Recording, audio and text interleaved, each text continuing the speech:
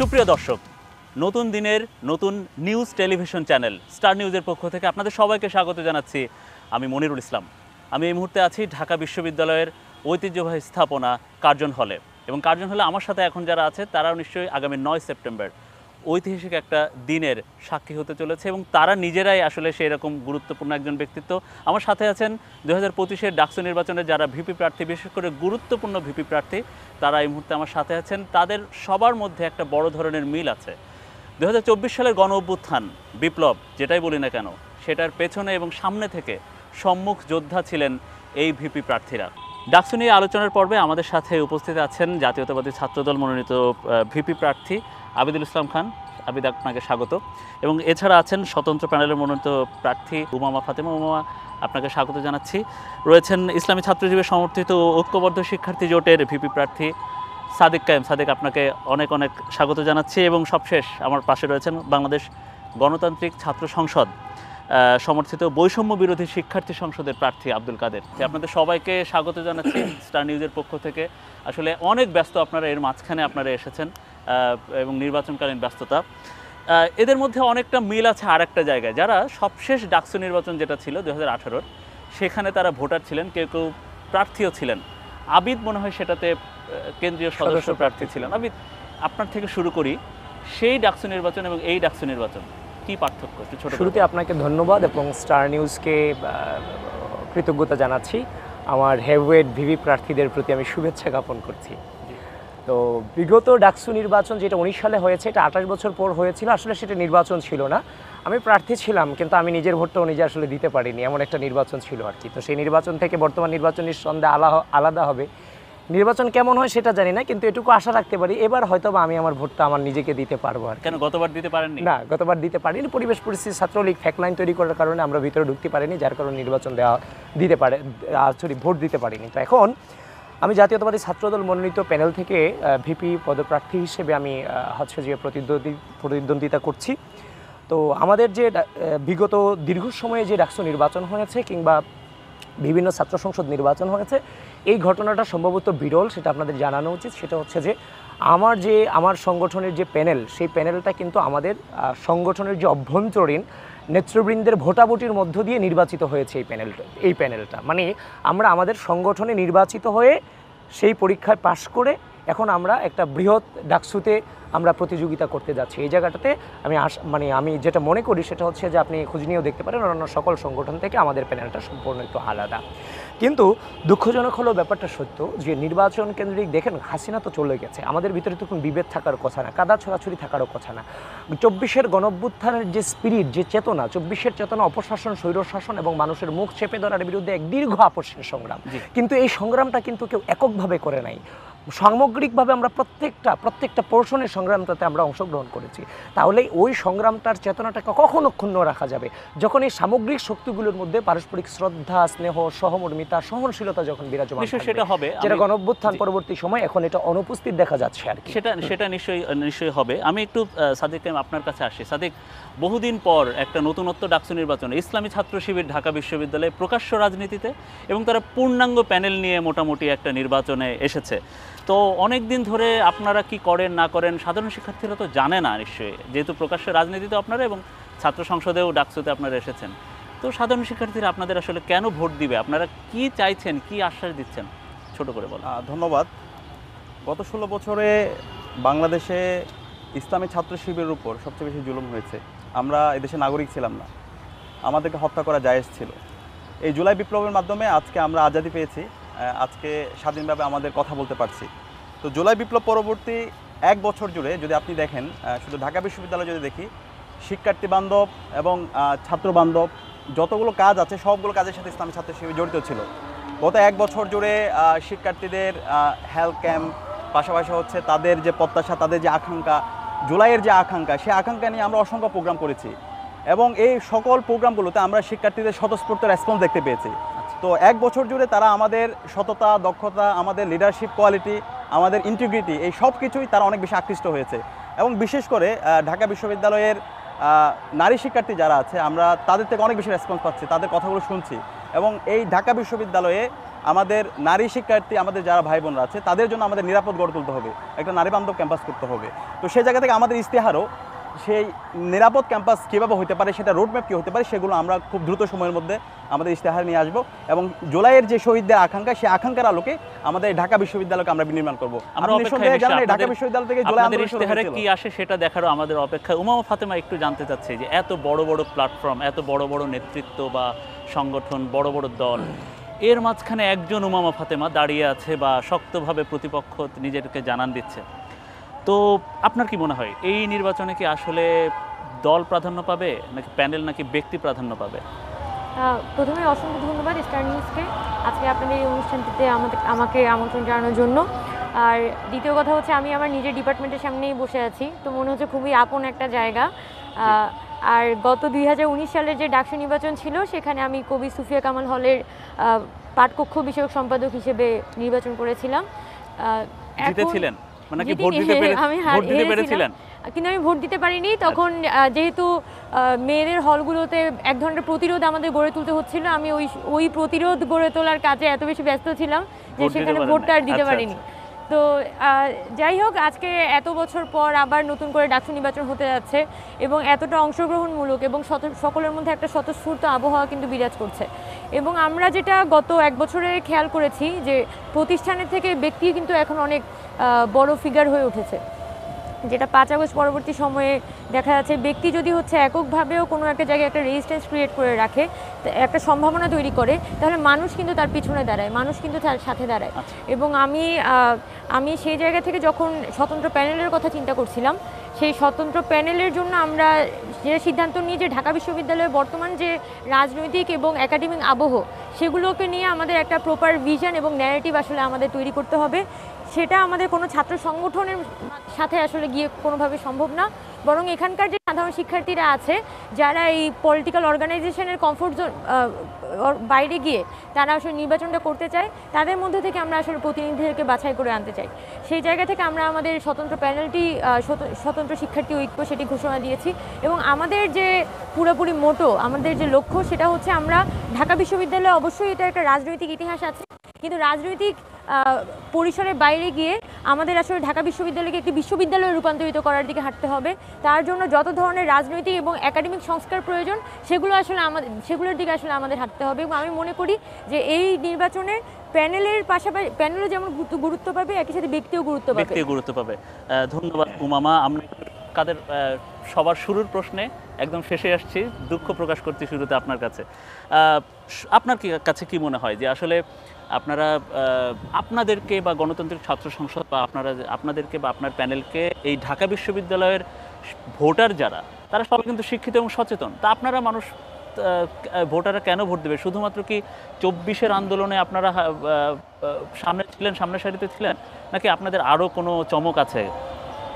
জি ধন্যবাদ। দেখেন, প্রথম কথা হচ্ছে ঢাকা বিশ্ববিদ্যালয়ের শিক্ষার্থীরা একটা অভয়ের জায়গা চায়, একটা আস্থার জায়গা চায়। কারণ কি জানেন, তারা হচ্ছে ঢাকা বিশ্ববিদ্যালয়ের শিক্ষার্থীরা, মানে কে আম খাওয়ালো, কে পানি ফিল্টার দিল, কে পানি ফিল্টার খাওয়ালো, দ্যাট ডাজন্ট ম্যাটার। তাদের কাছে একটা শঙ্কার জায়গা আছে যে তারা আবারও 24-এর যে আগের যে জীবনযাপন, দাসত্বের যে শৃঙ্খল, সেটার মধ্যে তারা ফিরে যেতে চায় না। তারা আবারও হচ্ছে গন্ডুম গেসুম কালচারের মধ্যে নিপীড়ন নির্যাতনের শিকার হতে চায় না। তারা বুঝতেছে যে 5 আগস্টের পরবর্তীতে তারা একটা স্বাধীন ক্যাম্পাস তারা লিড করতে পারতেছে, স্বাধীন জীবনযাপন করতে পারতেছে। তারা আরও বেশি সংখ্যা কি জানেন, যে 90-এ তারা দেখেছে 90-এর গণঅভ্যুত্থান পরবর্তী ডাকসু হয়েছে, কিন্তু 91-তে এসে সে ডাকসুকে বানচাল করা হয়েছে। যারা পরবর্তী ক্ষমতাসীন দল, যারা ক্ষমতা এসেছেন, তারা ডাকসুকে কুক্ষিত করে রেখেছেন। তারা একটা এজেন্ডায় হচ্ছে শিক্ষার্থীকে মুখটা চেপে ধরা, শিক্ষার্থীর অধিকার জায়গাটা ক্ষুণ্ণ যেন না হয়, যেন ক্ষুণ্ণ হয় সেটা একটা এনশিওর করা। শিক্ষার্থীকে তারা যে স্বৈরাচার হয়ে ওঠার যে প্রবণতা, টেন্ডেন্সি আছে, সেই জায়গায় শিক্ষার্থী তারা হচ্ছে একটা প্রতিরোধের আশঙ্কা তৈরি করে জন্মায়। সেই জায়গা থেকে শিক্ষার্থী একটা আস্থার জায়গা চায়, অভয়ের জায়গা চায়। আমরা মনে করি আমরা বিগত দিনে দেখেন, এখন অনেকে অনেক কথা বলছে ডাকসু কেন্দ্রিক, নির্বাচন কেন্দ্রিক অনেক কথা বলতেছে, কিন্তু শিক্ষার্থীরা অবশ্যই বিগত দিনের যে কৃতকর্ম, বিগত দিনের শিক্ষার্থী কাদেরকে পাশে পেয়েছে, কাকে পাশে পেয়েছে, নানান প্রতিবন্ধকতা, নানান সীমাবদ্ধতার পার করে এসেও শিক্ষার্থীদের পাশে কারা ছিল, মানে কোনো প্রতিবন্ধকতা দেখায় নেই, কোনো অজুহাত দেখায় নেই। শিক্ষার্থীদেরকে মানে কারা শিক্ষার্থীদের পাশে ছিল, তাদের কথা বিবেচনা করে তাদের প্রতি শিক্ষার্থী আস্থা রাখবে, কারণ তারা পূর্বের ইতিহাসে তারা শিক্ষা নিতে চায়। আবিদ, একটা বিষয় একটু ছোট করে জানি বা এক কথায় বলতে পারেন, নির্বাচনের পরিবেশ কেমন এখন পর্যন্ত? নির্বাচনের পরিবেশ এখনো পর্যন্ত যতটুকু আমরা দেখতেছি, আমরা আগের যত নির্বাচন হয়েছে সেই তুলনায় যথেষ্ট ভালো দেখতে পাচ্ছি। কিন্তু এখানে কিন্তু আছে, ভালো আছে। আমরা আমাদের মতো করে প্রত্যেকে মুভ করতে পারতেছি, কিন্তু পরক্ষণে আবার দেখতে পাচ্ছি বিভিন্ন সংগঠনের যারা বিহাইন্ড দ্য সিনে থাকা, যারা নিজেদের পরিচয় দিতে লজ্জাবোধ করে এক প্রকার, তারা কিন্তু আবার আমাদের বক্তব্যগুলোকে বিকৃতি করে বিভিন্নভাবে, আমরা বলতেছি একটা আর বিকৃত করতেছে আরেকটা, করে করে ফটো কার্ড বানিয়ে বিভিন্ন জায়গায় ছাড়তেছে। বিশেষ করে ঢাকা বিশ্ববিদ্যালয়ের শিক্ষার্থী সংসদ, আপনি আশ্চর্য হবেন, ঢাকা বিশ্ববিদ্যালয়ের শিক্ষার্থী সংসদে মারাত্মকভাবে গুজব ছড়ানো হচ্ছে এবং ফেক আইডি থেকে এগুলোকে অ্যাপ্রুভ করা হচ্ছে। এখানে অন্যান্য ভিপির প্রার্থীরা হচ্ছে, তারাও আমার সাথে একমত হবে না। এমন ফেক আইডি যেটা 7 দিন আগে জয়েন করছে, তার পোস্ট কোনো প্রকার বাদ বিচার ছাড়া এগুলো অ্যাকসেপ্ট করে দিচ্ছে। সুতরাং এই যেগুলো হচ্ছে, আপনি মিস ইনফরমেশন, ডিসইনফরমেশন, তারপর হচ্ছে আপনি আশ্চর্য হবেন, রোকেয়া হলের যে গ্রুপ আছে সেই গ্রুপে মেয়েদেরকে বিভিন্নভাবে হেনস্থা করা হচ্ছে, অ্যানোনিমাস আইডি থেকে পোস্ট দেওয়া হচ্ছে, আমাদের সংগঠনের মেয়েগুলোকে হচ্ছে যে নানানভাবে বেশিং করা হচ্ছে। সুতরাং এই জিনিসগুলো যদি প্রশাসন কন্ট্রোলে না আনতে পারে, তাহলে মাত্র তো সূচনা এখনও হয় নাই, এখনও প্রচার সূচনা হয় নাই। যেহেতু সূচনা হয় নাই, এগুলো যদি প্রশাসন কন্ট্রোলে না আনতে পারে, তাহলে কিন্তু আমাদের হচ্ছে যে পরিস্থিতি খারাপের দিকেও যেতে পারে। খারাপের দিকে যেতে পারে বলতে হচ্ছে যে আমরা যদি আমাদের কমফোর্ট জোন না থাকে, তাহলে আমরা কিভাবে নির্বাচনী প্রচারণা চালাবো কিংবা নির্বাচন করব। নারী ভোটার বা প্রার্থীদের নিয়ে কথা বলছেন। আচ্ছা উমামা, এই বিষয়ে একটু জানতে চাচ্ছি। ধরেন এইবারই ডাকসুতে ঐতিহাসিক একটা দৃশ্য, সবচেয়ে বেশি নারী প্রার্থী এবার 62 জনের মতো, আমি যতটুকু তালিকা পেলাম। তো আপনি একজন নারী প্রার্থী হিসেবে আপনার কাছে কি মনে হচ্ছে, ভোটার এবং প্রার্থী যারা, তাদের জন্য কি এখনও ঢাকা বিশ্ববিদ্যালয় আসলে নারী বান্ধব হয়েছে, বা ভোটে দাঁড়ানো ঢাকা বিশ্ববিদ্যালয়ের পরিবেশ কি আসলে সত্যি বলতে বা নারী বান্ধব কিনা এখন পর্যন্ত, সোশ্যাল মিডিয়া প্ল্যাটফর্ম হোক আর ফিজিক্যাল এই যে বিশ্ববিদ্যালয়ের ক্যাম্পাস হোক? আমার ধরেন এই যে ডাকসু নির্বাচন, এবার প্রায় 500-এর অধিক শিক্ষার্থী হচ্ছে, তারা কেন্দ্রীয় সংসদে অংশগ্রহণ করছে। সেখানে শুধুমাত্র 13%, অর্থাৎ 13% শিক্ষার্থী হচ্ছে যে নারী। তো হয়তো আগের ডাকসুর তুলনায় এই পার্টিসিপেশনটা অনেক বেশি। তবে আমার যেটা সচক্ষে দেখা, সেটা হচ্ছে অনেক সম্ভাবনাময়ী নারী যারা ছিল, যারা জুলাই আগস্ট অভ্যুত্থানে খুবই অগ্রগামী ভূমিকা পালন করেছিল, এর আগেও ক্যাম্পাসে খুব ভোকাল ছিল, কিন্তু 5 আগস্ট পরবর্তী সময়ে যেভাবে করে এক ধরনের একটা অনলাইন হ্যারাসমেন্ট থেকে শুরু করে বুলিং এগুলো বেড়েছে, অনেকের মধ্যে একটা টেন্ডেন্সি গ্রো করেছে, তারা আসলে আর সামনে যেতে চায় না। কারণ তাদের কাছে মনে হয় যে সামনে যাওয়া মানেই আসলে সোশ্যাল মিডিয়াতে এক্সপোজ হওয়া এবং সোশ্যাল মিডিয়াতে হ্যারাসমেন্টের শিকার হওয়া। কি হ্যারাসমেন্ট একটু নির্দিষ্ট করে বলা যায়? সোজা কথা যেটা আমার সাথে হয়, ধরেন আমি কোথাও একটা নর্মাল বক্তব্য দিচ্ছি, আপনি যদি সেটার কমেন্ট সেকশনে যান, সেখানে তো আমার ফ্যামিলি থেকে শুরু করে সব কিছু ধরে গালিগালাজ করা হচ্ছে। এটা ছেলেদের সাথেও হয়, কিন্তু একটা মেয়েদের তো তার ফিজিক্যাল অ্যাপিয়ারেন্স থেকে শুরু করে তার মানে প্রত্যেকটা জিনিস নিয়ে কিন্তু তাকে দেখা যাচ্ছে যে হেনস্থা করার চেষ্টা করা হচ্ছে।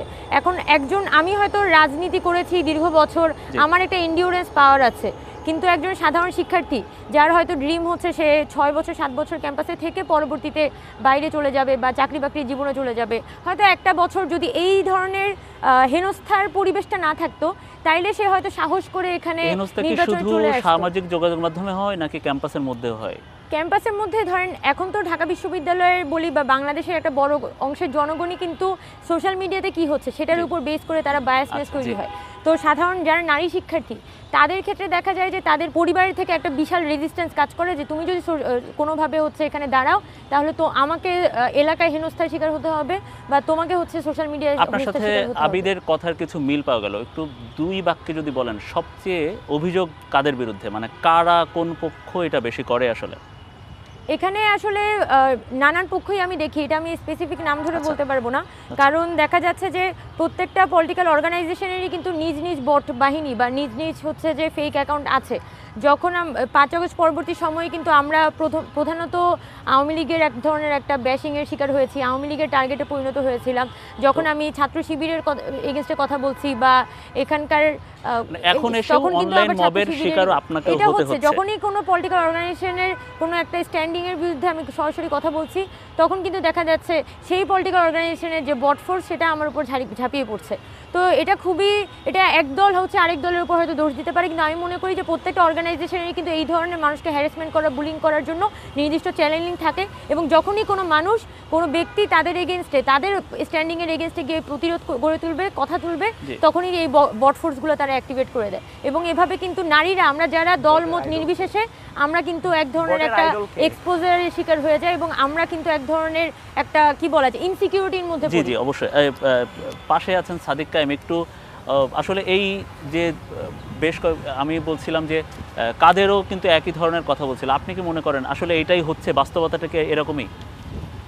আমরাও আমাদের যে জোট হয়েছে ঐক্যবদ্ধ শিক্ষার্থী জোট, সেখানে আমাদের 4 জন বোন আছে, 4 জন নারী রিপ্রেজেন্টেশন আছে। তো আমাদের জোট ঘোষণা হওয়ার পর থেকে তাদের যে ট্রমা আমরা দেখতে পাচ্ছি, জি, সেটা সত্যিকার অর্থে আমাদেরকে অনেক বেশি ব্যথিত করছে। আমাদের এখানে হচ্ছে জুমা, তারপর তামান্না, তারপর উম্মে সালমা থেকে শুরু করে তাদের কমেন্ট সেকশনে ক্রমাগত এবং তাদের মেসেঞ্জারে যে পরিমাণ তাদেরকে সাইবার বুলিং করা হচ্ছে, তো সত্যিকার অর্থে এটা খুব একটা ন্যাক্কারজনক কাজ। তো আমরা যারা আপনাদের প্রার্থীরাও একই ধরনের হামলার শিকার। হ্যাঁ, এবং এটা হ্যাঁ, এই জায়গা থেকে আমি গতকালকে একটা ফেসবুক পোস্ট দিয়েছি, এর আগেও পোস্ট দিয়েছি। এই জায়গায় আমাদের বাংলাদেশের সকল ছাত্র সংগঠন, এরপর হচ্ছে অ্যাক্টিভিস্ট যারা আছে, ঢাকা বিশ্ববিদ্যালয়ে আমরা যারা শিক্ষার্থী আছে, আমাদের এই সমস্ত যারা এই সমস্ত কাজ করতেছে তাদের বিরুদ্ধে আমাদের সোচ্চার হওয়া দরকার, এদেরকে আইডেন্টিফাই করা দরকার। সে মানুষ হতে পারে না যে আমার বোনকে, যে আমার মাকে এভাবে হচ্ছে বোলিং করে, যারাই করছে তারাই হলো এক একজন কালপ্রিট, তাদের বিরুদ্ধে আমাদের ব্যবস্থা নিতে হবে। এই জায়গায় আমাদের কনসেনসাস আসতে হবে। এবং এই যে আমরা যদি দেখি জুলাই আন্দোলনে আমাদের এই বোনরা তারা আমাদের সবার সামনে ছিল। জুলাই আন্দোলন যে সফলতার ধারপ্রান্তে নিয়ে যাওয়া, সেটার পেছনে ছিল আমাদের এই ছাত্রীরা, আমাদের এই নারীরা, তারা আমাদেরকে আশা জুগিয়েছে। তো এখন এই যে জুলাই বিপ্লব পরবর্তী নারীদের যেন রাজনীতিতে অংশগ্রহণ না থাকে, এটার জন্য বিভিন্ন পক্ষ এখানে প্রতিনিয়ত এই ধরনের হচ্ছে আপনার সাইবার বুলিং, প্রপাগান্ডা এগুলো করছে। ছাত্র সংগঠনের কার্যক্রম নিয়ে যে আপনি বলছিলেন, একটু আপনার কাছে ছোট করে জানতে চাই যে এই প্রশ্ন নিশ্চয়ই আপনারা সেই শুরু থেকে, যে আপনারা এতদিন ঢাকা বিশ্ববিদ্যালয়ে নাকি গুপ্তভাবে রাজনীতি করেছেন, ছাত্রলীগের মধ্যে আপনাদের ইন্টারেস্ট ছিল, অংশ ছিল, এবং অনেকের অভিযোগ ছাত্রলীগের হয়ে আপনাদের কর্মীরা বা আপনাদের জনশক্তিরা তারা সাধারণ শিক্ষার্থীদের উপর হামলাও করেছে, এমন অনেক বিভিন্ন ছবি, অভিযোগ সামাজিক যোগাযোগের মাধ্যমে ভেসে বেড়ায়। তো আসলে এই সাধারণ শিক্ষার্থীরা তাহলে আপনাদের উপরে কিভাবে ভরসা পাবে? দেখেন, এখানে ছাত্রলীগ হচ্ছে সন্ত্রাসী। ছাত্রলীগের যারা সন্ত্রাসের সাথে জড়িত তাদেরকে আইডেন্টিফাই করে তাদেরকে বিচারের আওতায় আনতে হবে। কিন্তু এই ধরনের যে বয়ান, যে শিবির হচ্ছে একটা মজলুম সংগঠন, তার উপর ছাত্রলীগের যে অভিযোগ সেগুলো দেওয়ার মাধ্যমে ছাত্রলীগকে দায়মুক্তি দেওয়া হচ্ছে। আচ্ছা, এটা মূলত একটা ফেসিবাদী বয়ান, এটা হচ্ছে দিল্লির বয়ান। সুতরাং আমরা যারা ফেসিবাদ বিরোধী যারা আন্দোলন করেছি, আমরা যারা মজলুম ছিলাম, যখন আমরা সেই আগের যে বয়ান, যে দিল্লির বয়ান, যে ফেসিবাদী বয়ান, এই বয়ান যারা আবার নতুনভাবে রিইনস্টেট করতেছি, আমরা আলটিমেটলি নিজের গর্ত নিজেদের জন্য করতেছি। আপনারা কি কনফিডেন্ট, মানে আত্মবিশ্বাসের সাথে বলতে পারবেন যে ছাত্রলীগের মধ্যে আমাদের কেউ ছিল না? হ্যাঁ, ছাত্রলীগের এখানে যদি আমরা দেখি, ঢাকা বিশ্ববিদ্যালয়ের পরিস্থিতি বুঝতে হবে। গত 16 বছরে ঢাকা বিশ্ববিদ্যালয়ের শিক্ষার্থীরা যখন হলে আসছে, তাদের সবাইকে জোরপূর্বক প্রোগ্রামে নিয়ে গেছে। এখন এই প্রোগ্রামে যাদেরকে নিয়ে গেছে, ওই একটা ছবি দিয়ে যদি আপনি বলেন যে হচ্ছে সে ছাত্রলীগের হচ্ছে সন্ত্রাসের সাথে জড়িত, তাহলে এইটা যারা করতেছে এটা হচ্ছে অপরাজনীতি, এটাকে রাজনীতি বলা হয় না।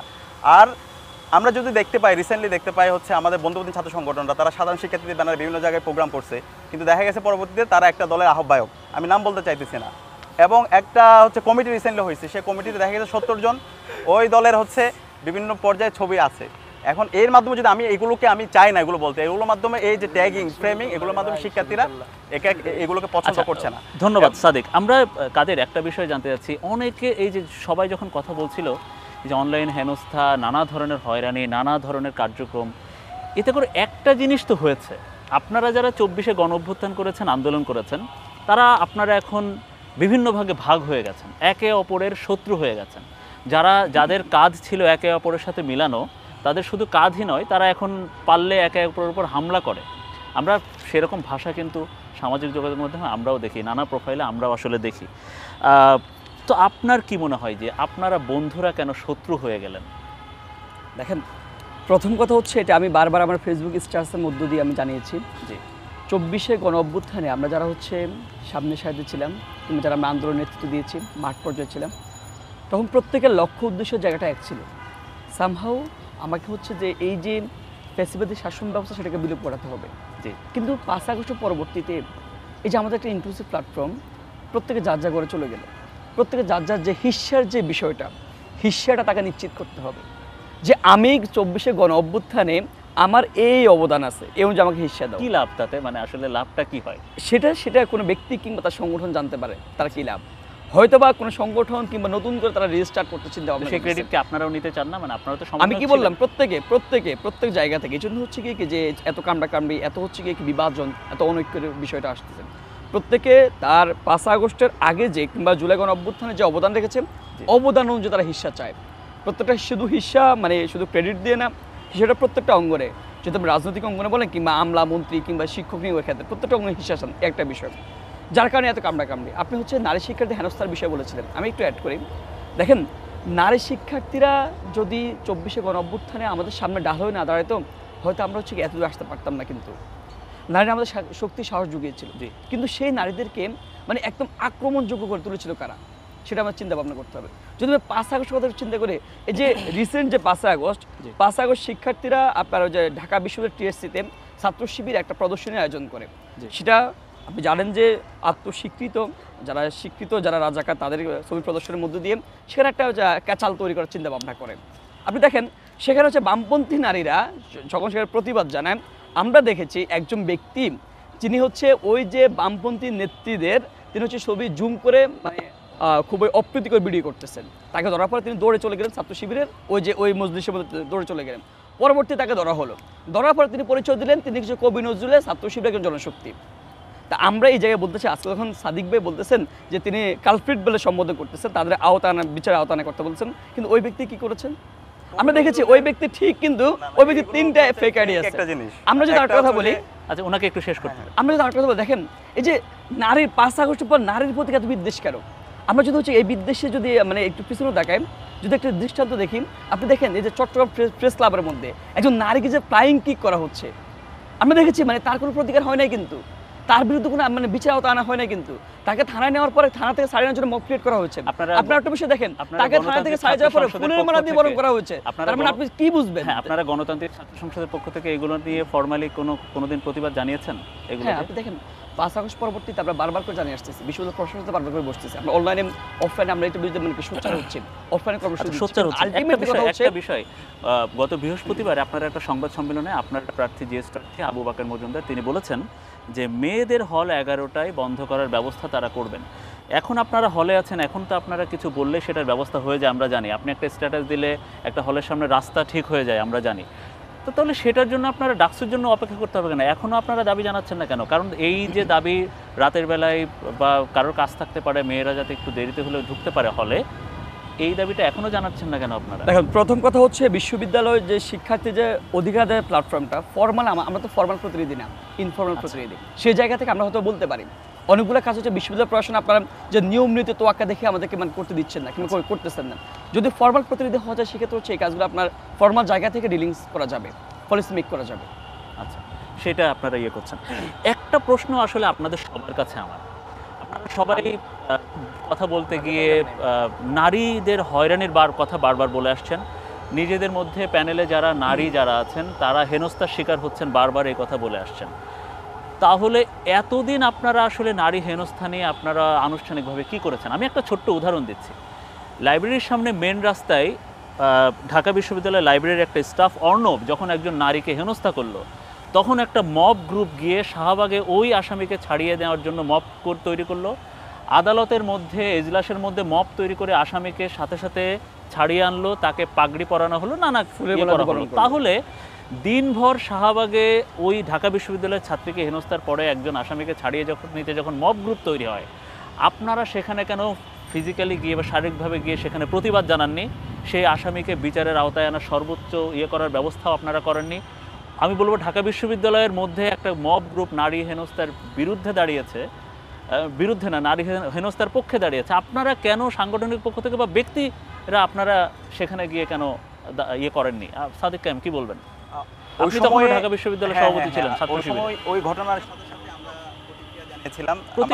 প্রতিক্রিয়া সামাজিক যোগাযোগের মাধ্যমে অনেকে জানাতে পারে। আমরা বলছি যে শারীরিকভাবে একটা শিক্ষার্থীর পাশে আপনারা তখন কেন দাঁড়ালেন? অবশ্যই ওই শিক্ষার্থীর পাশে দাঁড়ানোর জন্য শিক্ষার্থীর সাথে কথা বলা, পাশাপাশি ওই সময় যে অবস্থা ছিল এখানে একটা পক্ষ বিভিন্নভাবে চেষ্টা করেছিল থানায় মব ক্রিয়েট করে ওইখান থেকে ভেঙে তাকে বের করে নিয়ে আসা।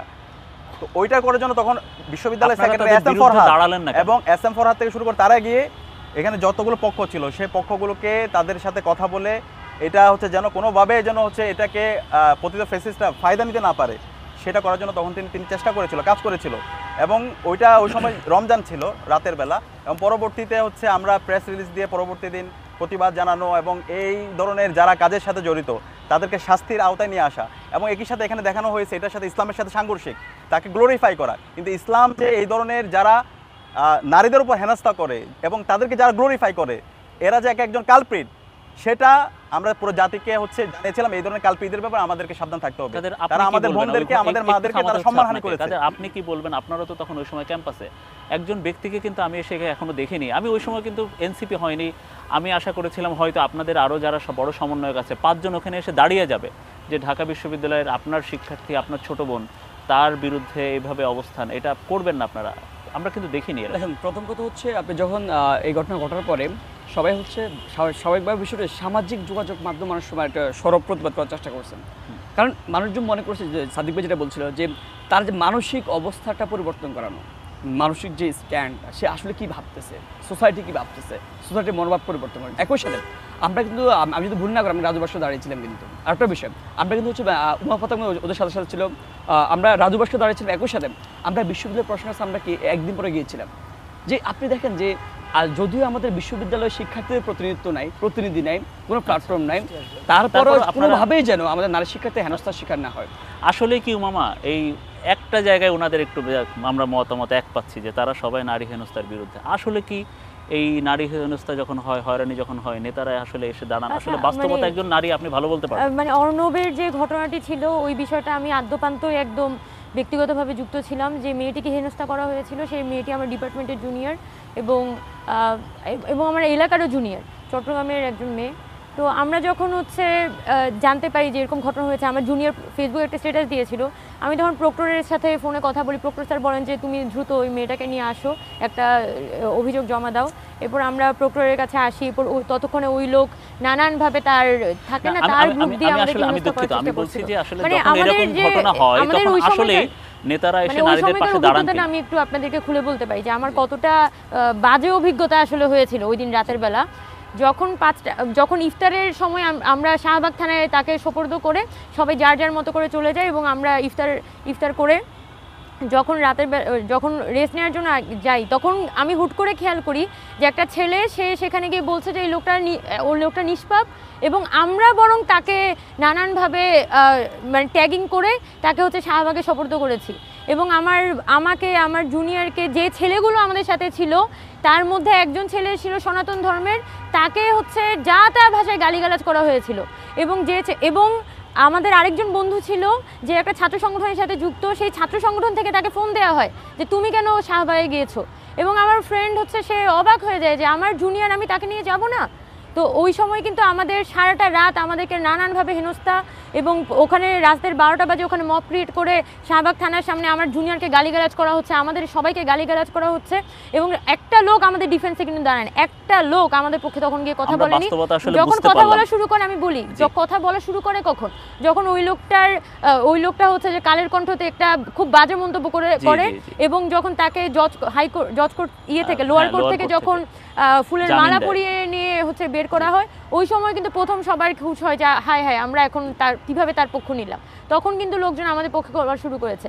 আর যেহেতু সোশ্যাল মিডিয়া তখন আমাদের পক্ষে চলে গেছে, তখন সকল পলিটিক্যাল অর্গানাইজেশন কিন্তু আমাদের পক্ষে যাচ্ছে। কিন্তু ওই একটা রাত আমার জুনিয়রের যে ফোন নাম্বার, তার এনআইডি নাম্বার, তার বাসার ঠিকানা, তার প্রত্যেকটাই ডিটেলস, সেটা তার প্রত্যেকটাই হোয়াটসঅ্যাপ গ্রুপে সার্কুলেট হয়েছে, এবং তার কাছে সারাটা রাত প্র্যাঙ্ক কল এসেছে, তাকে প্রচণ্ড রকমের বুলিং করা হয়েছে, হেনস্থা করা হয়েছে। এবং আমরা আজ পর্যন্ত ওই পুলিশের কাছ থেকে সেটার কোনো ধরনের সুরাহা পাইনি। একটা জিনিস এখন পর্যন্ত ইতিবাচক দিক, যে সব নেতারা, সব প্রার্থীরা অন্তত নারী হয়রানি হেনস্থা নিয়ে সেটার বিপক্ষে এখনও দাঁড়াচ্ছেন। নিশ্চয়ই তারা এই সামনের প্ল্যাটফর্মে যদি জয়ী হতে পারেন, এটা নিয়ে বড় ধরনের একটা পদক্ষেপ নেবেন। আবিদ, একটা বিষয় জানতে চাই, আমরা একটু ছাত্র অধিকারদের বিষয়ে, ছাত্রদের অধিকারের বিষয়ে একটা বিষয় আসি। আপনারা অনেক দিন, বহু বছর ছাত্রদল ক্যাম্পাসে ঢুকতে পারেনি, হলে ঢুকতে পারেনি, রেজিস্টার বিল্ডিংয়ে ঢুকতে পারেনি, ক্লাস করতে পারেনি, পরীক্ষা দিতে পারেনি। তো তারপরেও ইভেন মানে আপনি ব্যক্তিগতভাবে, তাহলে আপনারা যখন কমপক্ষে একটা ধারণা, যদি শিক্ষার্থীদের কী সমস্যা আছে না সমস্যা আছে সেটা যদি আপনারা না জানেন, তাহলে সামনের দিনে জিতে এসে বা জয়ী হয়ে আসলে কি করবেন? দেখেন মনি ভাই, ঢাকা বিশ্ববিদ্যালয়ের 2015-16 ব্যাচের স্টুডেন্ট আমি। 2016 সালে বিশ্ববিদ্যালয়ে যখন ভর্তি হই তখন কিন্তু এই যে একটা রাজনৈতিক ছাত্র সংগঠনে যে আমি যোগদান করলাম, এখানে কিন্তু আমার কোনো পাওয়ার ছিল না, কোনো কিছুই পাওয়ার ছিল না। 18 সালেও বিএনপি ক্ষমতায় আসবে এরকম পরিস্থিতিও ছিল না। আমি যখন 2016 সালে বিশ্ববিদ্যালয়ে চান্স পাই, আমি ফার্স্ট ইয়ার থেকে ইউনিভার্সিটি অ্যাডমিশন টেস্ট তথা ইউসিসিতে আমি ক্লাস নেই, যার কারণে প্রথম 6 মাস আমি হলে উঠতে পারিনি। তো 6 মাস পরে যখন হলে উঠতে গেলাম, একটা বাজে অভিজ্ঞতা আপনাকে শেয়ার করি। সেটা হচ্ছে যে আমি যখন হলে উঠলাম, আমাকে গেস্ট রুম করানো হলো, সামগ্রিকভাবেই গেস্ট রুম করানো হলো। ছাত্রলীগের সিনিয়ররা ছিল এখানে, আমাদের এক বেশ সিনিয়ররা ছিল। তো পরক্ষণে যেহেতু আমি 6 মাস পরে হলে উঠছি, 6 মাস পরে হলে ওঠার কারণে তা আমার যা বেচমেট ছিল এদেরকেই 4 জনকে দায়িত্ব দেওয়া হয়েছে আমাকে গেস্ট রুম করানোর জন্য। তা আমার বন্ধুরা যখন আমাকে গেস্ট রুমে নিয়ে গেল, আমাকে জিজ্ঞেস করলো তুমি কোন ইনস্টিটিউশন থেকে আসছো? তো আমি বলছি তামিরুল মিল্লাত টঙ্গী ব্রাঞ্চ থেকে আমি আসছি। কারণ আমি তো আসলে ওই যে হচ্ছে যে নাম চেঞ্জ করে ফেলা এখানে এসে কিংবা কোনো সংগঠনের সম্পৃক্ত এগুলো আমার জানা ছিল না। তো আমি ফ্র্যাঙ্কলি বলছি তামিরুল মিল্লাত টঙ্গী ব্রাঞ্চ থেকে আসার পরে বলার সাথে সাথে আমার উপর নির্মম নির্যাতন নেমে আসলো। নির্মম নির্যাতন বলতে আমার বাবা মা থেকে শুরু করে আমার পরিবার থেকে শুরু করে প্রত্যেকটা মানুষকে নিয়ে গালাগালিজ করা শুরু হলো। তো এইরকম মানসিক টর্চারে তো আমি আমার জীবনের কোনো দিন পড়ি নাই, এবং আমার ফ্যামিলিও ঢাকায় থাকে। শুধুমাত্র আমার বন্ডিংটা বাড়ানোর জন্য আমি হলে উঠছি এখানে। তারপরে আমি হল থেকে যখন বেরিয়ে গেলাম, বেরিয়ে যাওয়ার পরে ঠিক 6 থেকে 7 মাস পরে যে ছেলেটা আমার সাথে সেদিন নির্মম আচরণ করেছিল, তাকে আমি আমার আরেক বন্ধুকে দেখিয়ে বললাম যে এই ছেলেটাকে চিনো কিনা? বলে যে হ্যাঁ চিনি তো, তার নাম আসিফ, সে 15-16 ব্যাচের স্টুডেন্ট ছিল। তো বলতেছে, আমি বললাম সে কোন ইনস্টিটিউশনের? বলে যে তামিরুল মিল্লাত যাত্রাবাড়ি ব্রাঞ্চ এবং শিবিরের সাথী।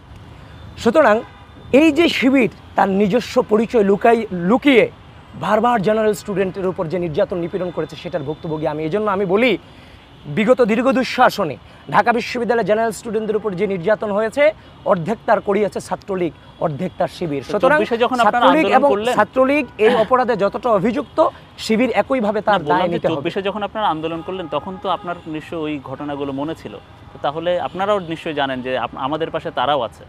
তখন আপনারা এটা বললেন না কেন? যখন আপনারা আমাদের পাশে তারাও আছে যারা ছাত্রলীগ করেছে। শিবির গুপ্ত অবস্থায় তারা ছিল, তারা শিবির কেন কমিটি প্রকাশ করে না? কারণ কমিটি প্রকাশ করে না। আমার প্রশ্ন সেটা না আবিদ, আমি বলছি যে আপনারা যখন ফ্যাসিবাদ তাড়িয়েছেন তখন আপনার ওটা মাথায় ছিল না যে আপনার একজন শিবিরের সাথী হয়তো আপনাকে অত্যাচার করেছে, নির্যাতন করেছে? তখন আপনারা বলতে পারতেন যে না, আপনাদের আন্দোলনে শুনেন আমি বলি, শিবিরের যে সাথী নির্যাতন নিপীড়ন করেছে সেটা তো আর আমরা তখন পর্যন্ত জানতাম না।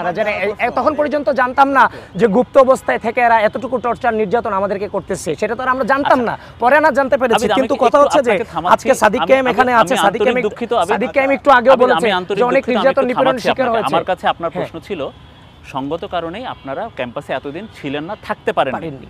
আচ্ছা, তো এখন আসলে যেহেতু ক্যাম্পাসের মধ্যে না থাকলে তো ক্যাম্পাসের ছেলে মেয়েদের কি সমস্যা এটা তো আপনারা জানবেন না, তাহলে আমি সেই সমস্যা নিয়ে কথা বলছি। সুতরাং যেই মানসিক যন্ত্রণার কারণে আমি হল থেকে বেরিয়ে গেলাম, বিশ্ববিদ্যালয় জীবন থেকে বিচ্ছিন্ন হলাম, একটা স্টুডেন্ট বিশ্ববিদ্যালয়ে ফার্স্ট ইয়ারে আসার পরে তার গেস্ট রুম গণরুম যে কালচার, তারপর হচ্ছে যে গেস্ট রুম গণরুম, তারপর হচ্ছে যে বিশ্ববিদ্যালয়ে যে একাডেমিক সমস্যাগুলো আছে, এখনও কিন্তু আপনার একাডেমিক সমস্যাগুলো আছে।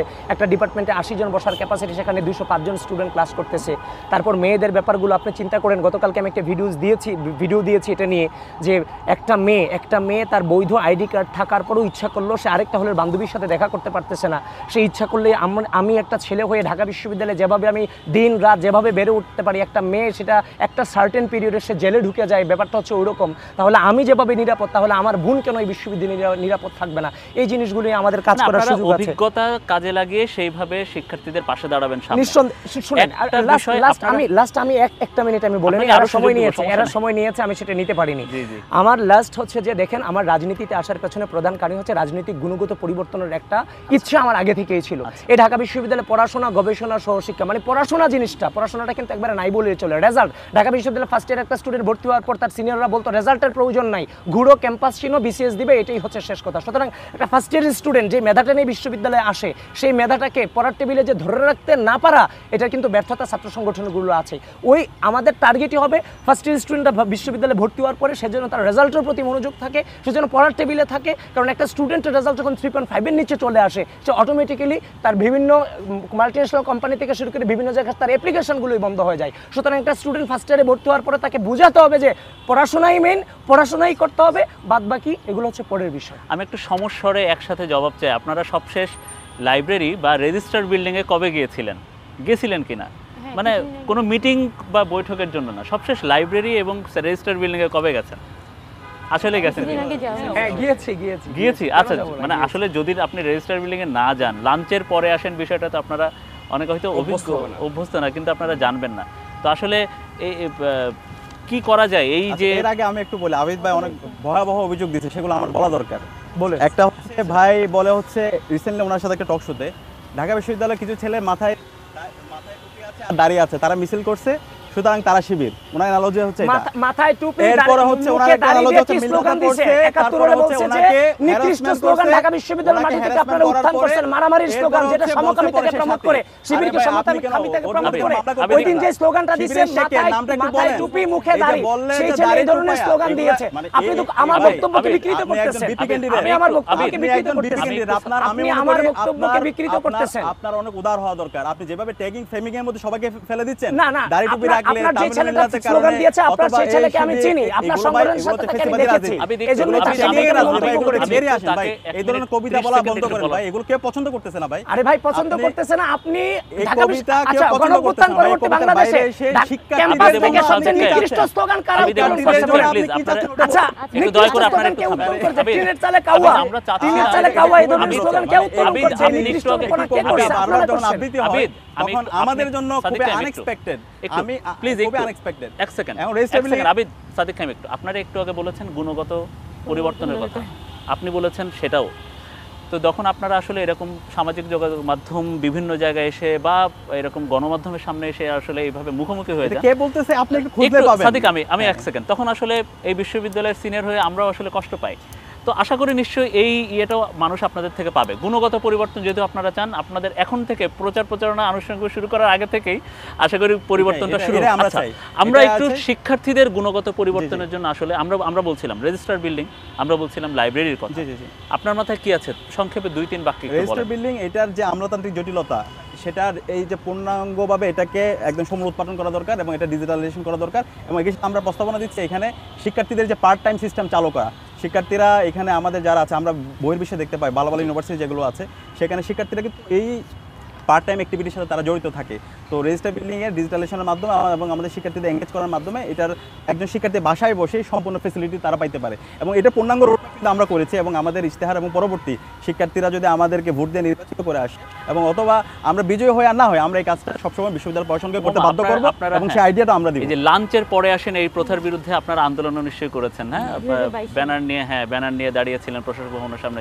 2-3 কথায় যদি একটু বলেন কি করা যায়। সরকারে বললে যে 2019 সালে যখন ডাকসু নির্বাচন ছিল, ওই সময়টাতে কিন্তু ঢাকা বিশ্ববিদ্যালয়ের সেন্টার আমাদের রেজিস্টার বিল্ডিং কিন্তু একেবারেই ডিজিটালাইজ ছিল না। যদিও কোভিডের সময় এটাকে পার্শিয়ালি ডিজিটালাইজ করা হয় এবং ভর্তির অনেক কার্যক্রম কিন্তু এখন অনলাইনেই হয়। তবে তাও আমাদের অনেক জায়গাতে দেখা যায় যে সার্টিফিকেট উত্তোলন থেকে শুরু করে যখন একটা ছোটোখাটো সংশোধনী করতে হচ্ছে, দেখা যায় রেজিস্টার বিল্ডিংয়ে দিনের পর দিন আপনার দৌড়াতে হচ্ছে। আপনার অনার্সের সার্টিফিকেট তোলার জন্য আপনার 2 মাস পর্যন্ত অপেক্ষা করতে হচ্ছে। এবং খুব ছোটো ধরেন যে কাগজটা আপনাদের অনলাইনে যেটা হয়ে গেছে, সেটা তো আপনার আবার এখানে ডিপার্টমেন্টে এসে বা রেজিস্টার বিল্ডিংয়ে জমা দেওয়ার কোনো প্রয়োজন নেই, বাট বাংলাদেশের সিস্টেমে এই কাজগুলো করতে হয়।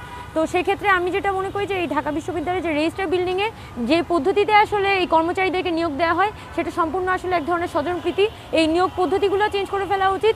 আর এই যে রেজিস্টার বিল্ডিং, সেই রেজিস্টার বিল্ডিংকে জাদুঘরে পাঠিয়ে সম্পূর্ণ যে ব্যবস্থা, সেটাকে অটোমেটেড করে ফেলা তাদের উচিত। আপনি কি বলবেন আসলে এই গুণগত পরিবর্তন শিক্ষার্থীদের অধিকারের জায়গা থেকে? দেখেন, প্রথম কথা হচ্ছে শিক্ষার্থীরা তো নানানভাবে বঞ্চিত, আপনার নিগৃহীত হয়, ভোগান্তির শিকার হয়। সবচেয়ে যে ভোগান্তির শিকার হতে হয় সেটা হচ্ছে আপনার রেজিস্টার বিল্ডিং থেকে, সে নবাবদের থেকে। সেই জায়গায় আমরা বলেছি, আমরা সামনে আমাদের ইস্তাহারে বলবো, আমরা ওয়ান স্টেপ সলিউশনের কথা বলছি, যে আমরা একটা অ্যাপস সেটা আমরা ডেভেলপ করবো বিশ্ববিদ্যালয় প্রশাসনের পক্ষ থেকে। অলরেডি আমরা সেটা যে কার্যক্রম শুরু করেছি, যেটা রেজিস্টার বরাবর আমরা অলরেডি দাখিল করেছি, তারা হচ্ছে গিয়ে কার্যক্রম শুরু করবেন। যে ভর্তি হওয়ার পর থেকে যত কার্যক্রম আছে, যত একাডেমিক কার্যক্রম বলেন, প্রশাসনিক কার্যক্রম বলেন, সকল কিছু ওই অ্যাপসের মধ্য দিয়ে সে হচ্ছে গিয়ে কার্যক্রম পরিচালনা করতে পারবেন। যার ফলে তাকে আর হচ্ছে নবদের কাছে যেতে হবে না, তাকে আর লাল পিলা দৌড়াতে শিকার হতে হবে না। এই যে ভোগান্তির শিকার, আপনি 10টায় গেলেন, বলছেন লাস্টের পর আসেন, আপনি যাবেন, আপনার দিকে মুখ গুমে করে তাকায় আসবে, খুবই অস্বাভাবিক আচরণ করবে। সেই জায়গা থেকে যদি শিক্ষার্থীর ভোগান্তি লাঘব করতে হয়, আজকে 25 সালে এসে শিক্ষার্থী যদি আগের মতো যে 1921 সালে যে বন্দোবস্ত কিংবা সিস্টেমের মধ্যে যদি আবারও ভোগান্ত শিকার হতো, সেটা কখনো কাম্য না। আমি আপনাদের ইশতেহারে ছোট্ট করে যদি মানে শিক্ষার্থীদের অধিকারের ব্যাপারে আপনাদের নির্দিষ্ট কোনো আসলে পরিকল্পনা আছে কিনা? দেখেন, নির্দিষ্ট পরিকল্পনা বলতে ঢাকা বিশ্ববিদ্যালয়ের রাজনৈতিক প্রভাবটা একটু বেশি, তো সেটা থেকে পরিপূর্ণ একাডেমিক জায়গাটাকে বেশি প্রাধান্য দেওয়ার জন্য আমরা সর্বোচ্চ কনসার্নে আমরা আমাদের ইশতেহার সাজাচ্ছি। সেখানে আসলে বিশ্ববিদ্যালয়ের পড়াশোনা, আরেকদিকে ডিপার্টমেন্টের পরিবেশ। সাধারণত রেজিস্টার বিল্ডিং নিয়ে বলেছে, ডিপার্টমেন্টও এমন ডিপার্টমেন্ট আছে সেকশনের জন্য ছেলেমেয়েরা চিৎকার করে, কিন্তু সেকশন হচ্ছে না। তো এই জায়গাগুলো, তারপর হচ্ছে যে মেয়েদের যে বিষয়গুলো, বিশেষ করে হচ্ছে যে ছেলেরা যতটুকু ফ্রিলি ক্যাম্পাসে মুভ করতে পারে, যেটা মেয়েরা পারতেছে না, সেটাকে সত্যিকার অর্থে একদম জেনারেলাইজেশন করুন, নর্মালাইজেশন করুন। আর সবচেয়ে বড় কথা হচ্ছে, আমিও দুঃখিত যেভাবে শাউট করে লাগতেছে, সত্যিকার অর্থে দুঃখিত। আপনি হচ্ছে যে আমি এখানে, সবাই এখানে আছেন, দেখেন হাসিনা যাওয়া পরবর্তীতে আমরা কিন্তু কেউ কারো শত্রু না। তাহলে কেন এগুলো হচ্ছে? শুধুমাত্র আধিপত্য বজায় রাখবার জন্য। এই জায়গা থেকে বেরিয়ে এসে আমরা এমন একটা নির্বাচন চাই, এমন একটা পরিস্থিতি চাই। আমি আপনাকে বলছি, আমি এমন একটা পরিস্থিতি চাই, আমি হেরে গেলেও যেন আমি জিতে যাই, আমি জিতে গেলেও যেন জিতে যাই, আমি হেরে গেলেও জিতে যাই। যেহেতু পুরো ক্যাম্পাসের নেতা হবেন, আমি একটু হল রাজনীতি নিয়ে ছোট্ট করে একটু জানতে চাই। হল রাজনীতি আসলে দরকার কি দরকার নেই? ছোট্ট করে আপনি হল রাজনীতি দরকার নাই বলে অধিকাংশ শিক্ষার্থীর সাথে এই সেদিন রাতে আপনিও ছিলেন। আচ্ছা ঠিক আছে, হল রাজনীতি চান না, ভালো কথা, কিন্তু যে হলের মধ্যে বিভিন্ন ছাত্র সংগঠন যদি কারোর সাহায্যে এগিয়ে আসে, ফিল্টার দেয়, স্যানিটারি ন্যাপকিনের ভেন্ডিং মেশিন দেয়, তাহলে আসলে সেগুলো রাখতে সমস্যা কি? সেগুলো ভেঙে ফেলতে হলো কেন? আমরা আমাদের হলের মধ্যে আমরা এই যেটা ওয়াটার ফিল্টার ছিল বা ভেন্ডিং মেশিন ছিল, সেগুলো আমরা কোনোভাবেই ভাঙিনি। এটা জাস্ট আমরা, যেহেতু ওই দিন একটা প্রতিরোধ তৈরি হয়েছিল, তো শিবিরের যেটা ওয়াটার ফিল্টার ছিল সেটার উপর আমরা ক্রস মার্ক দিয়ে দিয়েছিল মেয়েরা। আদার দেন দ্যাট আমাদের যেটা অভিজ্ঞতা হলের মধ্যে, সেটা হচ্ছে আপনার যদি ভালো করতেই হয়, আপনি তো হলেরই ভালো চাচ্ছেন, তাহলে আপনার লোগো লাগিয়ে ওখানে ওয়াটার ফিল্টারটা দিতে হবে? এমনি দিলেই তো পারেন। প্রশাসনকে আপনারা টাকাটা দিয়ে দেন, প্রশাসন তার মতো করে কিনে হচ্ছে এখানে ওয়াটার ফিল্টার লাগিয়ে দিক।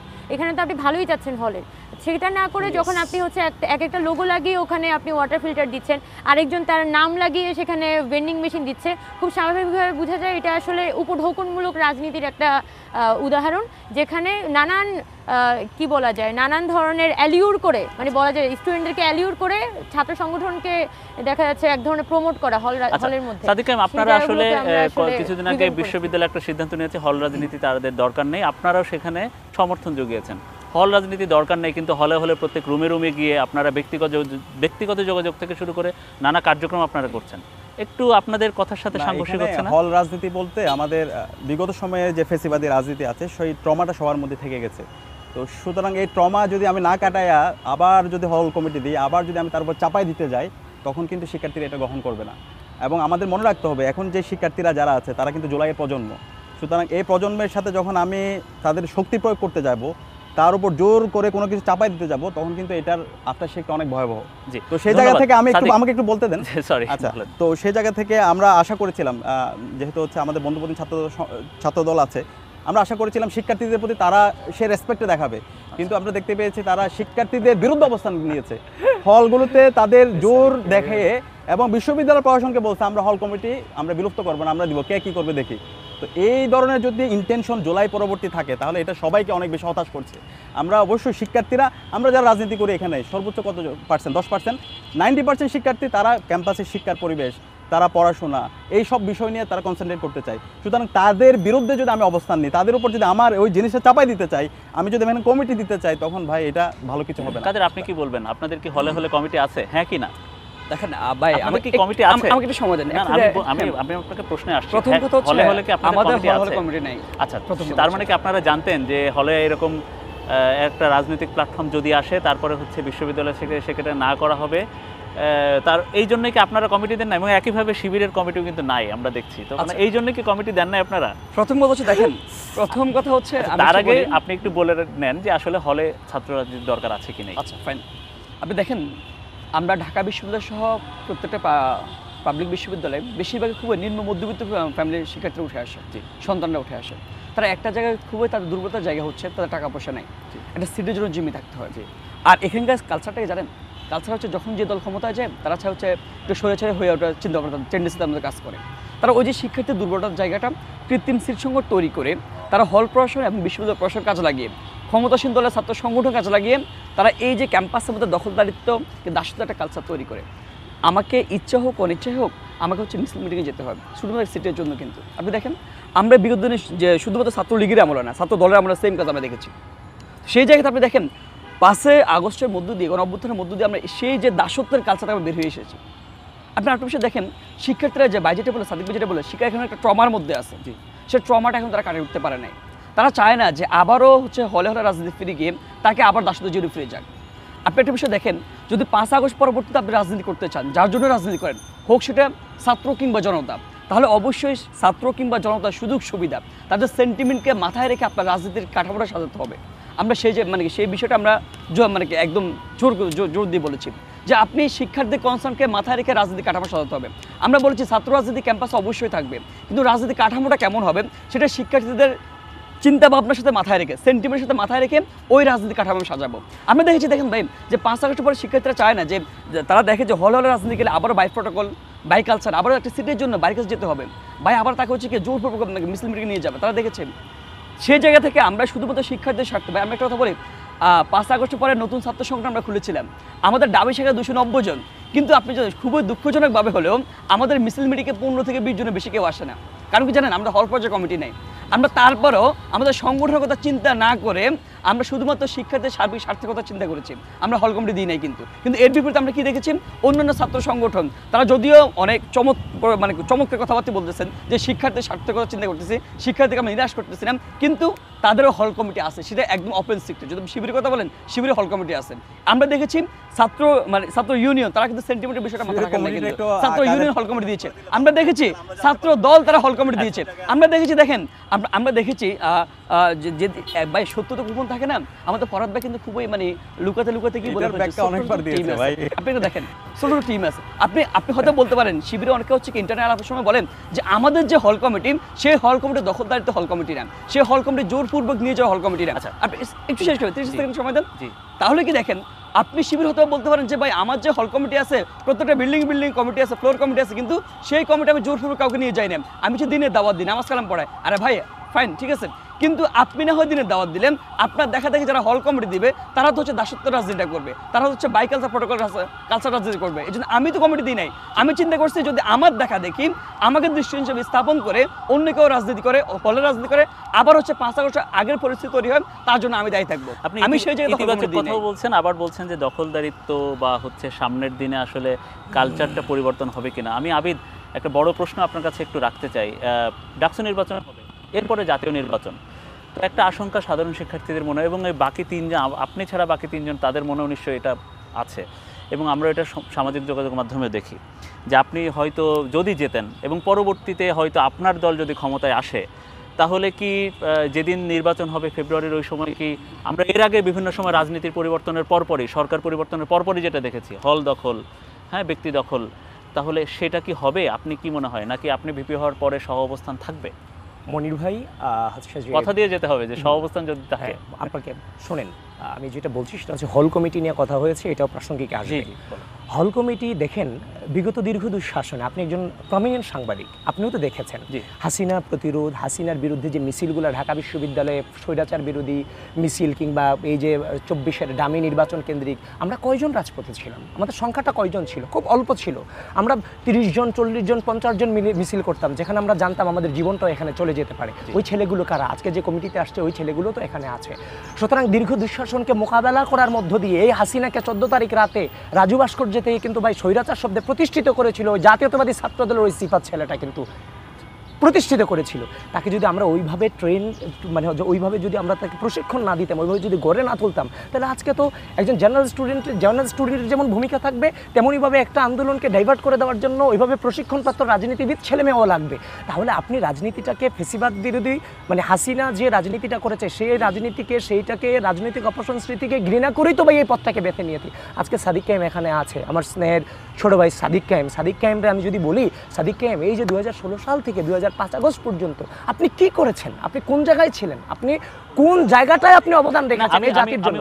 এখন আপনি বলছেন আমার কাছে আমার প্রশ্ন হচ্ছে হলে আপনারা জিতে যদি আসেন, পরবর্তীতে রাজনৈতিক সরকার আসলো, হলে বা ক্যাম্পাসে কি দখলদারিতে রাজনীতি ফিরে আসবে, নাকি আপনারা সবাই এখন কেমন আছেন জানি না, অবস্থানে থাকবেন। হাসিনার দীর্ঘ দুঃশাসনের ভুক্তভোগী আমরা হাসিনার দীর্ঘ দুঃশাসনের ভুক্তভোগী। রাজনীতি হবে কোয়ালিটি নির্ভর, নট কোয়ান্টিটি। আমি যদি 50টা ছেলে আমি কোয়ালিটি সম্পন্ন রাখতে পারি, তাহলে আমার এই ছেলেগুলোকে অনুকরণ করে কোয়ান্টিটি আমার আন্ডারই থাকবে। একটা জাতির যখন ক্রোশাল মোমেন্ট আসে, শুধুমাত্র ওই 50 জন মিলে পারে না, ওই 50 জনের ওই ক্যাপাসিটি থাকতে হবে যেন গোটা জাতিকে মাঠে নিয়ে আসতে পারে। যেমন এক হাতে যেমন কলম থাকবে, আরেক হাতে থাকতে হবে সার্বভৌমত্ব রক্ষার প্রতিজ্ঞা। আমরা এমন একটা রাজনৈতিক প্ল্যাটফর্ম তৈরি করবো ইনশাআল্লাহ, এবং এটা আমি কথা দিয়ে যাচ্ছি স্বাধীনতা পরবর্তী বাংলাদেশের ইতিহাসের যে রাজনৈতিক সংস্কৃতি ছিল, জাতীয়তাবাদী ছাত্রদল পুরোপুরিভাবে এটাকে পরিবর্তন করবে, পুরোপুরি পরিবর্তন। উমামা, ধন্যবাদ আবিদ। একটা বিষয় উমামা, আপনি এর আগে হলের নির্বাচনে দাঁড়িয়েছেন, অনেক পরিকল্পনা, অনেক আশা আকাঙ্ক্ষার কথা ভোটারদের আপনারা আসলে জানাচ্ছেন। আসলে বাস্তবতা কি? এই যে বিশাল প্রশাসন, বিশাল কর্তৃপক্ষ বা অন্যদিকে সরকার, এর মাঝখানে এই যে গুটি কয়েক যারা ডাকসুতে নির্বাচিত হবেন, হলে হলে নির্বাচিত, তাদেরকে কি আসলে প্রশাসন বাস্তবতায় পাত্তা দেয় আসলে? হ্যাঁ, গতবারেও যেমন ডাকসু নির্বাচনের পরবর্তীতে দেখা গিয়েছিল ডাকসুর যারা নেতৃত্ব ছিল তারা হয়তো অনেকে জাতীয় নেতা হয়েছে, জাতীয় বা তাদের সংগঠনে অনেক বড় বড় পর্যায়ে গিয়েছিল, কিন্তু ক্যাম্পাসে স্টুডেন্টদের কিন্তু সেই অর্থে কোনো লাভ হয়নি। আর আরেকটা বিষয় যেটা, ঢাকা বিশ্ববিদ্যালয়টা কিন্তু মূলত চালায় প্রশাসন। এখানে ছাত্রদের যে রিপ্রেজেন্টেশন সেটা হচ্ছে একদমই বলা যায় যে মানে একটা সারফেস লেভেলে।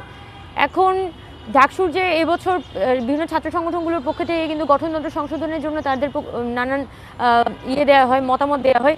গঠনতন্ত্র সংশোধনের মধ্যে ডাকসুর যে সভাপতি পদটি সেটি ভিসি থেকে সরিয়ে সরাসরি হচ্ছে ছাত্র প্রতিনিধি নিয়োগ করার কথা বলা হয়। কিন্তু এটার পরেও কিন্তু আমরা দেখেছি যে বিশ্ববিদ্যালয় প্রশাসন খুবই মাইনস্কিউল লেভেলের কিছু পরিবর্তন এনেছে, যার মধ্যে আবার বয়স উঠিয়ে দেয়া, ডাকসু নির্বাচন করতে হলে আপনার 30 বছরের মধ্যে হতে হবে না, এই ধরনের একটা খুবই অপ্রয়োজনীয় সংস্কারও কিন্তু তারা করেছে। সেই জায়গা থেকে আমার যেটা অভিমত যে এখানে বিশ্ববিদ্যালয় প্রশাসনের মধ্যে কিন্তু ওই আকাঙ্ক্ষাটা নেই যে এই ডাকসু আসলে ছাত্রদের প্রতিনিধিত্ব করতে পারবে, এবং ডাকসু যাতে হচ্ছে যে একটা সার্বভৌমত্ব ডাকসুর মধ্য দিয়ে তৈরি হয়। বিশ্ববিদ্যালয় প্রশাসন পুরোপুরি তারা যেটা চায় যে বিশ্ববিদ্যালয় প্রশাসন বিভিন্ন ধরনের দল উপদলে বিভক্ত থাকবে, এবং তাদের আন্ডারে যদি একটা ইলেকশন হয়ও সেই ইলেকশনের মধ্য দিয়েও যাতে হচ্ছে ছাত্ররা কোনোভাবেই যাতে এম্পাওয়ার্ড হতে না পারে। তো আমার যে এখানে যদিও আমি এখানে নির্বাচিত হয়ে আসি, আমার পুরোপুরি হচ্ছে আমার এখানে উদ্দেশ্যটা থাকবে যে ডাকসুর একটা বড় ধরনের গঠনতান্ত্রিক সংশোধন আনা।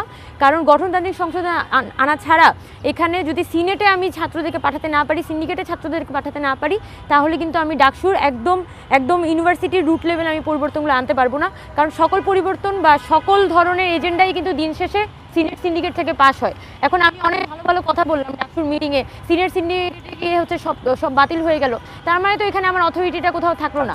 তাই ছাত্রদের প্রতিনিধিত্ব কিন্তু এখানে সিনেট এবং সিন্ডিকেটের মধ্যে থাকতে হবে, এবং আমি যদি এখানে নির্বাচিত হয়ে আসি সেটাকেই আমি হচ্ছে সর্বোত্তরভাবে চেষ্টা করব।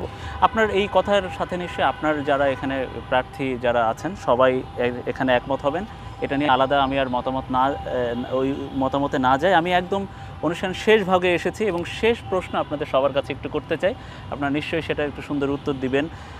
ডাকসুতে জিতবেন একজন, তাহলে বাকিরা কি করবেন? আবিদ, কঠিন কোশ্চেন। হচ্ছে যে ডাকসুতে জিতবেন একজন, বাকিরা কি করবে? দেখেন, হচ্ছে যে ডাকসু তো এমন না যে আমরা দাঁড়ালাম আর আমাদেরকে ভোট দিয়ে জয়ী করে দিল। যিনি জিতবেন অবশ্যই তার প্রাকৃতিকভাবে ক্যাম্পাসের চাহিদা অনুযায়ী তার গ্রহণযোগ্যতা আছে বলেই সে এখানে জিতবেন। আর বাকিরা, আমরা এমন একটা রাজনৈতিক সংস্কৃতির প্রচলন চাই, আমি তো একটু আগেও বললাম যে আমরা হেরে গিয়েও যেন জিতে যেতে পারি, এমন একটা সহমর্মিতা বাংলাদেশে প্রতিষ্ঠিত হোক। যেটা দীর্ঘ রাজনৈতিক অপসংস্কৃতি বাংলাদেশে চালু ছিল, সেটা ঢাকা বিশ্ববিদ্যালয় ডাকসু দিয়ে এর সূচনা হোক। সুতরাং আপনার মধ্য দিয়ে আমি সকলের প্রতি একটু আহ্বান জানাতে চাই, চলেন আমরা যদি এক হয়ে আমরা যদি ঐক্যবদ্ধ থাকি, তাহলে সেই সূচনা ঢাকা বিশ্ববিদ্যালয় থেকে হতে পারে। মিস ইনফরমেশন, ডিসইনফরমেশন দিয়ে বিভিন্ন ধরনের হচ্ছে যে বক্তৃতা বিকৃত করে এই জায়গাগুলো থেকে আমরা সামগ্রিকভাবে বেরিয়ে আসি। তাদের কি বলবেন? আচ্ছা, আমি এটা জিতবেন একজন, বাকিরা আসলে কি করবেন? আপনি সরাসরি বলবো, তার আগে একটা মিনিট প্লিজ বলেন। হ্যাঁ, প্রথম কথা হচ্ছে আবিদ ভাই খুব সুন্দর কথা বলেন, চমৎকার কথাবার্তা বলেন, কিন্তু যখন আবিদ ভাই মনোনয়নপত্র তুলতে গিয়ে তিনি যখন বলেন যে আমাদের প্যানেল ঠিক করবেন স্বয়ং তারেক রহমান, তখন কি আবিদ ভাই সেটা কি ইস্যুটি দিতে পারেন যে তিনি কাদের মনোনয়ন আমি স্বয়ং তারেক রহমান প্যানেল ঠিক করবেন এটা বলিনি, এটা বিকৃত আচ্ছা। করেছো তোমরা। আমার সংগঠন শুনেন, আমার সংগঠনের চেয়ারম্যান, ভারপ্রাপ্ত চেয়ারম্যান জনাব তারেক রহমান, তিনি তার সংগঠন, ছাত্র সংগঠন সম্পর্কে তার কি, সে কি একবার এটাকে তালাক দিয়ে দিতে হবে? তার সাথে কোনো সম্পর্ক রাখা যাবে না। আপনি আমার আত্মীয়, আমার সম্পর্ক আপনি রাখতে পারবেন না। আমি একটু কি শেষ হচ্ছে করি, সেটা আমি জানতে পারবো না। আমি আবারও বলছি, শুরুতেই বলছি, আমার যে বর্তমান প্যানেল, এই প্যানেল আমাদের অভ্যন্তরীণ নেতাদের ভোটাভুটির মধ্য দিয়ে, গণতান্ত্রিক প্রক্রিয়ার মধ্য দিয়ে আমরা এখানে নির্বাচন করতে আসছি। আপনারা কেউ কি এভাবে এসেছেন? সুতরাং তারেক রহমানের দিকে যদি আপনারা বারবার তীর ছুড়ে দেন, এটা উদ্দেশ্য প্রণোদিত। আমরা সেই রাজনীতি চাই না।